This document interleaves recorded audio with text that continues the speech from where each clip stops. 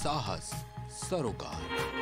नमस्कार, आप देख रहे हैं प्राइम टीवी। मैं हूं आपके साथ आरती तिवारी। वक्त हो चुका राष्ट्रपति का, जहां दिल्ली की अधिकृत कॉलोनियों में रहने वाले लोगों के लिए आतिशी सरकार ने बड़ा ऐलान कर दिया है। जी हां, अब यहां रह रहे लोगों को बिजली कनेक्शन के लिए डीडीए द्वारा जारी किए गए नो ऑब्जेक्शन सर्टिफिकेट की आवश्यकता नहीं पड़ेगी। बिना सर्टिफिकेट ही अब यहां के घरों में बिजली पहुंचेगी। दिल्ली के मुख्यमंत्री आतिशी ने प्रेस कॉन्फ्रेंस में कहा कि दिल्ली की अधिकृत कॉलोनियों में रह रहे लोगों को बिजली कनेक्शन लेने के लिए एक शर्त ये लगा दी गई थी कि नो ऑब्जेक्शन सर्टिफिकेट लेकर आए कि उनका मकान कॉलोनी लैंड पूलिंग जमीन पर नहीं है। इस बार दिल्ली सरकार ने फैसला लिया है, अब बिजली कनेक्शन लेने और मीटर लगवाने के लिए डीडीए के नो ऑब्जेक्शन सर्टिफिकेट लेने की आवश्यकता नहीं होगी।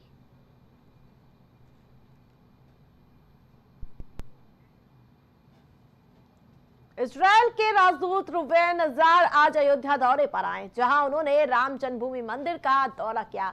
रुवेन अजार ने अपनी पत्नी के साथ अयोध्या के भव्य राम मंदिर का दौरा किया। उन्होंने कहा कि वे यहाँ के तीर्थयात्रियों और भक्तों की भक्ति से अभिभूत हैं। राजदूत अजार ने लोगों से जुड़ने और भारत की संस्कृति को गहराई से जानने के महत्व पर जोर दिया। उन्होंने कहा कि मैं अयोध्या में भगवान राम के भव्य मंदिर का दौरा करके सम्मानित महसूस कर रहा हूं।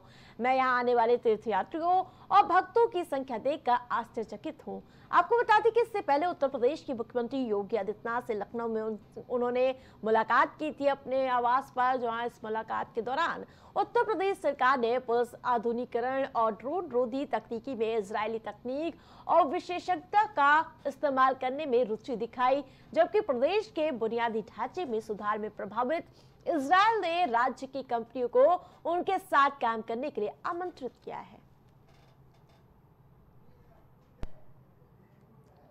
विदेश मंत्री एस जयशंकर इस समय पाकिस्तान में हैं। वे संघीय सहयोग संगठन शिखर सम्मेलन में शिरकत करने इस्लामाबाद गए हैं और जयशंकर की विजिट के बीच ये सवाल बार बार उठाया जा रहा है कि क्या इस दौरान भारत और पाकिस्तान के बीच द्विपक्षीय बैठक होगी।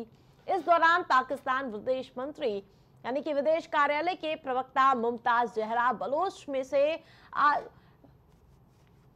जब मीडिया ने सवाल किया तो एससीओ समिट के दौरान कई अलग अलग बैठकें हो रही हैं। उन्होंने कहा कि तो क्या भारत पाकिस्तान के भी द्विपक्षीय बैठक होगी। इस सवाल पर मुमताज बलोच ने कहा कि दोनों देशों के बीच कोई भी द्विपक्षीय वार्ता नहीं होगी। आपको बता दें कि पाकिस्तान पहुंचे विदेश मंत्री एस जयशंकर ने 16 अक्टूबर को एससीओ समिट को संबोधित करते हुए पाकिस्तान चीन के सीपीएसी प्रोजेक्ट के कारण भारतीय संप्रभुता के उल्लंघन का मुद्दा उठाया।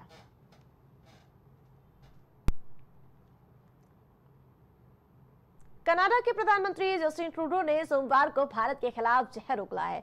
उन्होंने आरोप लगाया है कि भारत सरकार कनाडा में आपराधिक गतिविधियों का समर्थन करती है, जो कि एक मौलिक गलती है। ओटावा में एक प्रेस कॉन्फ्रेंस में उन्होंने दोनों देशों के बीच चल रहे तनाव के बारे में बताया। प्रेस कॉन्फ्रेंस के दौरान सार्वजनिक सुरक्षा और अंतर सरकारी मामलों के मंत्री डोमिनिक लबनॉक और इसके साथ साथ विदेश मंत्री मेलानी मौजूद थी।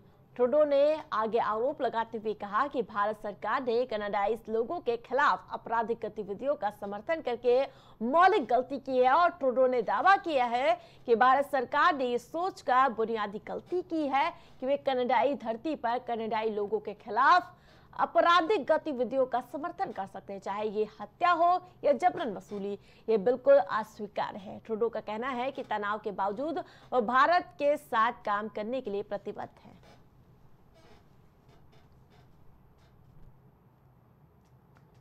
आम आदमी पार्टी के राष्ट्रीय संयोजक अरविंद केजरीवाल ने बीजेपी की साजिशों का पर्दाफाश करने के लिए बुधवार को जनसंपर्क अभियान की शुरुआत की।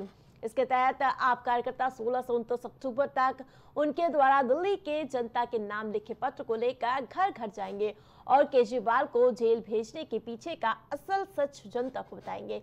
इस दौरान अरविंद केजरीवाल ने कहा कि मैंने दिल्ली में मुफ्त और 24 घंटे बिजली, पानी, इलाज, महिलाओं की बस यात्रा, बुजुर्गों की तीर्थ यात्रा समेत अन्य सुविधाएं दी, लेकिन ये लोग शासित 22 राज्यों में दिल्ली वाली सुविधाएं माफ कीजिएगा सुविधाएं नहीं दे पा रही है और इसलिए इन्होंने मुझे जेल में डाला है ताकि ये दिल्ली में मिल रही सुविधाएं बंद कर अपने शासित राज्यों में उठ रही जनता की मांग को दबा सके।